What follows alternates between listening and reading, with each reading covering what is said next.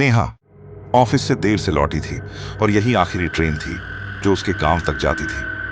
वो सीट पर बैठी थी लेकिन मन बेचैन था। पिछले 1 महीने में 3 लड़कियां इसी रूट पर गायब हो चुकी थीं।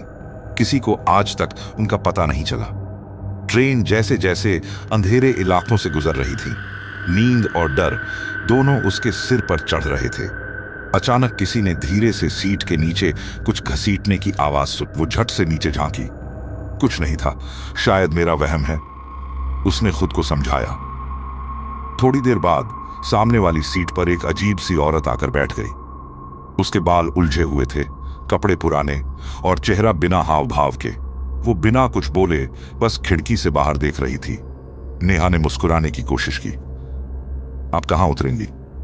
वो औरत धीरे से बोली। जहां ये ट्रेन रुकेगी। आखिरी बार। नेहा के हाथ ठंडे पड़ गए। उसने खिड़की से बाहर देखा। चारों ओर घना जंगल था, कोई स्टेशन नहीं। ट्रेन अचानक झटका खाकर रुक गई। लाइट्स टिमटिमाई, फिर बुझ गई। डिब्बे में अंधेरा छा गया। नेहा ने मोबाइल की फ्लैशलाइट ऑन की, लेकिन सामने वाली सीट खाली थी।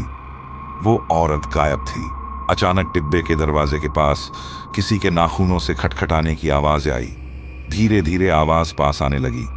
फिर पीछे से किसी ने उसके कंधे पर ठंडी उंगलियां रखी। नेहा ने चीखने की कोशिश की, पर आवाज नहीं निकली। अगली सुबह उसी ट्रेन की खाली बोगी एक सुनसान ट्रैक पर मिली। उसमें बस एक भीगा हुआ अखबार पड़ा था, जिसकी हेडलाइन थी, पिछले महीने ट्रेन से गुम हुई नेहा का अब तक कोई सुराग नहीं। और उसी सीट पर जहां नेहा बैठी थी, किसी ने उंगलियों से लिखा था, अगली बार तुम्हारी बारी है।